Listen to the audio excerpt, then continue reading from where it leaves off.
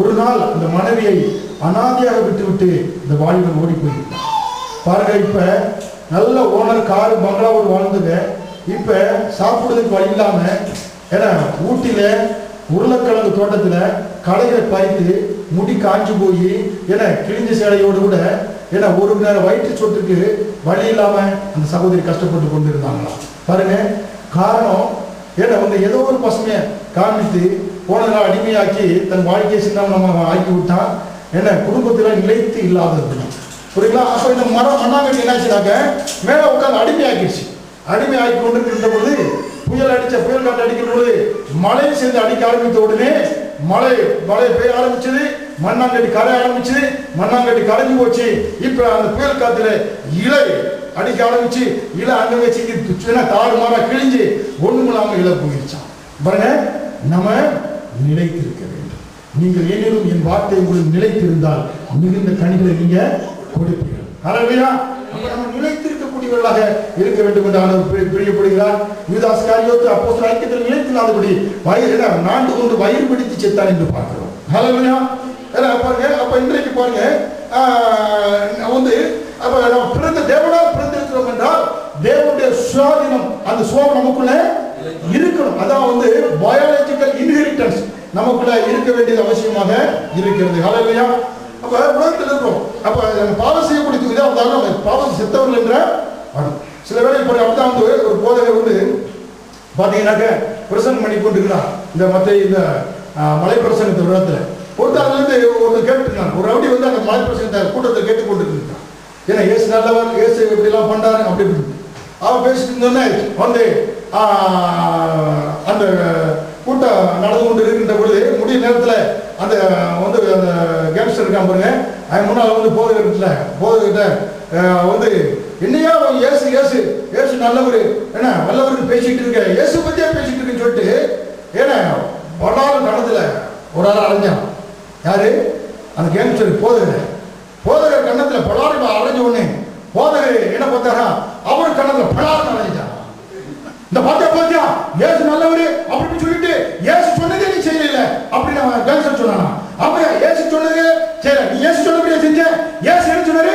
வலது கணத்தை அறைந்தா இடது கணத்தை திருப்பி கொடுங்க. நீயோ இடது கணத்தை அறைஞ்ச, அதனால தான் வலது கணத்தை அறைஞ்ச.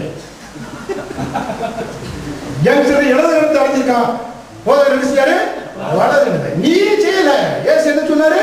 ஒருத்தன் மத்தேயு 5ஆம் அதிகாரம் 29 ஒருவன் வலது கணத்தை அறைந்தால் எப்படி அழிஞ்சிட்டாரு? ஏன்னா எப்படி அவனை அடிச்சு அவன் பேசிக்கலாம் போதகர் அடிச்சுட்டாரு, அடிச்சு விட்டாரு. அவன் இடது கண்ணத்தை அடிச்சா இவர் என்ன செஞ்சாரு? வலது கண்ணத்தை அடிச்சு விட்டாங்க. ஹல்லேலூயா. அப்ப பாருங்க, இன்றைக்கு என்ன வந்து ஜனங்கள் பாவம் செய்வதற்கு ஏதாவது காரியங்களை எடுத்துக்கொண்டு இருக்கிறார்கள், வசனங்கள் எடுத்துக்கொண்டு இருக்கிறாங்கன்னு நம்ம பார்க்கிறோம். ஹல்லேலூயா. நம்ம என்ன செய்யணும்னாக்கா பாருங்க, அதான் மத்தேயு 5ஆம் அதிகாரம் வசனம் 39-40 ஒருவன் உன்னை நீதிமன்ற 5:39-40 படிக்கவே 2 வருஷம் படிக்கும்போது, நான் உங்களுக்கு சொல்லுகிறேன், தீமையோடு எதிர்த்து நிற்க வேண்டாம். ஒருவன் உன்னை வலது கண்ணத்தில் அறைந்தால் அவனுக்கு மறுகண்ணத்தையும் திருப்பி கொடு. உன்னோடு வழக்காடி உன் வஸ்திரத்தை எடுத்துக்கொள்ள வேண்டும் என்று இருக்கிறவனுக்கு உன் அங்கேயே விட்டுவிடு. பாத்தீங்களா என்ன சொல்றது? பாத்தீங்க இதுல இந்த அதிகாரத்துல அதாவது கோர்ட்டில் ஒருத்தர் கொண்டு போய் உங்களை நிப்பாட்டி அந்த கோர்ட்டில் உங்கள்கிட்ட இருக்கக்கூடிய எல்லா சட்டையெல்லாம் என்ன எடுக்கிற அளவுக்கு அங்கே வந்து தீர்ப்பு வழங்கி அவன்கிட்ட கொடுங்கன்னா கூட உங்கள்கிட்ட இருக்கக்கூடிய பொண்ணு வேற எடுத்து அதையும் அவனுக்கு கொடுன்னு அதை சொல்றாரு மலை பிரசங்கத்தில். பாருங்க இது என்னன்னாக்கா பாருங்க, அந்த காலத்தில் அதுக்கப்புறம் பாருங்க மத்திய 5ஆம் அதிகாரம் 41 படிக்க ஒருவன் ஒரு மைல் தூரம் ஒருவன் உன்னை 1 மைல் தூரம் பலவந்தம் பண்ணினால் அவனோடு 2 மைல் தூரம் போ. பாருங்க எப்படின்னாக்க அந்த காலங்களிலே யூதர்கள் இருந்தாங்க. யூதர்களை ரோமர்கள் ஆட்சி செய்தார்கள். யார் ஆட்சி செய்தா? ரோமர்கள் ஆட்சி செய்த பொழுது இந்த ரோமர்கள் வந்து என்னன்னாக்க அவங்க பெரிய பெரிய சோல்ஜர், அரசாங்கத்தில் பெரிய பெரிய ராணுவ அதிகாரிகள். அங்க யாராவது பாருங்க ஒரு ராணுவ சோல்ஜர் ஒரு ஊர்ல இன்னொரு ஊருக்கு போறனாக்க பெட்டி படுக்கைலாம் எடுத்து கொண்டு போகும்போது இந்த யூதர்கள் அடிமைகளாக இருந்தார்கள். யூதர்கள் எப்படி இருந்தாங்க?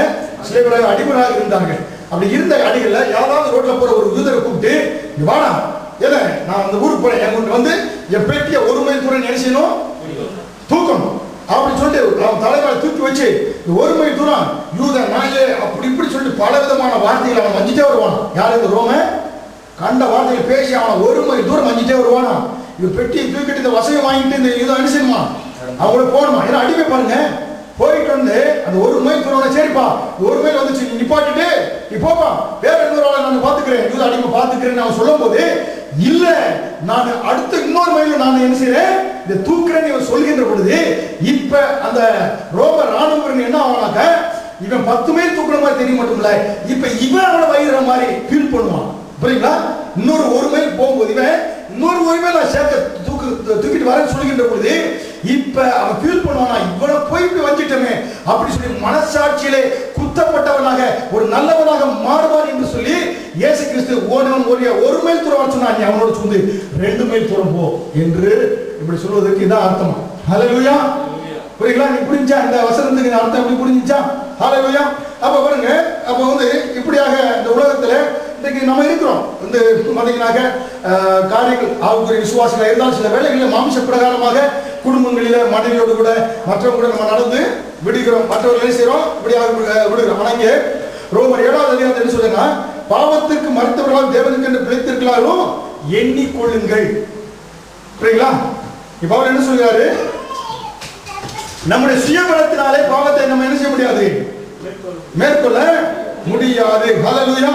அப்ப நம்ம என்ன செய்ய வேண்டும் என்றால், நாம் பாவத்திற்கு மறுத்தவர்களாக என்ன செய்ய வேண்டும், நீங்க என்ன எண்ணிக்கொள்ள வேண்டும். நீங்க என்ன சொல்றாங்க, அநேக திருச்சபைகள்ல சட்டத்தை கை கொண்டுருவாங்க. புரியுங்களா? எல்லாம் வந்து எடுக்கிறவங்க, எப்பா நீ ஒரு 3 நாள் உபவாசம் இரு, பாவத்தை என்ன செய்யலாம், மேற்கொள்ளலாம். எல்லாரும் உபவாசம் இரு, இல்ல 20 நாள் இரு, 21 நாள் இரு, 40 நாள் இரு. ஏன்னா ஒரு நாள் இருப்பா, நம்ம ஒரு நாள் உபவாசம் இருக்கிறோம், அப்புறம் 2ஆம் நாள் வந்து ஒரு நாள் உபவாசம் இருந்து சேர்த்து அடிக்க ஆரம்பிச்சிடலாம். புரியுங்களா? அப்படிதானே? ஏன்னா வந்து ஒரு நாள் உபவாசம் இருக்கு, ஒரு நேரம் இருந்ததுக்கு அடுத்த நேரத்தில் சேர்த்து அடிச்சிடும். என்ன மணிமார்புறத சேர்த்தா சொல்றோம். ஹல்லேலூயா. ஏன்னா இப்படியாக இந்த உபவாசம் இருப்பதனாலே பாவத்தை நம்ம என்ன செய்ய முடியாது. அப்படித்தான் பழைய நம்ம திருச்சபையில் இருந்து நான் சொல்றேன், உன் சரீரத்தை நீ ஒடுக்கணும், சரீரத்தை நீ சொன்னோம் ஒடுக்கணும் அப்படின்னு சொல்லிட்டு ஏன்னா வந்து கொடுப்பாங்க. வந்து சரீர பழியா ஒப்பு கொடுக்கணும், அங்க இருந்து வந்துடு சரீரத்தை வந்து அப்படியே கிடாச்சு முன்னாடி இங்கெல்லாம் சரீரத்தை போடுறதுக்கு இடம் இல்லை.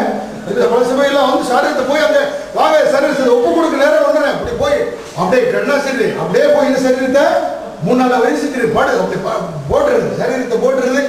சரீரத்தை போட்ட உடனே அப்புறம் எழுந்து பார்த்தா அதே சரீரம் தான் இருக்கு, அதே எண்ணம் தான் இருக்கு, அதே மனசா இருக்கு, ஒரு மாற்றமும் இல்லை. ஹல்லேலூயா. அப்ப பாருங்க, எது மாற வேண்டும், எண்ணம் மாறணும், சிந்தை மாற வேண்டும். ஹல்லேலூயா. இன்றைக்கு பாருங்க, அதை பாருங்க, அநேக திருச்சபையில அதை மாத்து இதை மாத்து, அப்படி மாத்து இப்படி மாத்துன்னு சொல்றாங்க. புரியுங்களா? ஆனால் சரீரத்தை ஒப்பு கொடுற படுத்துறான், ஒப்பு கொடுக்குறான், எந்திரிச்சா என்ன ஆகுது, அப்படியே சரீரம் தான் இருக்கு, ஆனா நாக்கு அதே நாக்காத்தான் இருக்கு, நாக்கு மாறல. புரியுங்களா? முதல்ல நாக்கு மாற வேண்டும். ஹல்லேலூயா. அது மிக முக்கியம். ஹல்லேலூயா.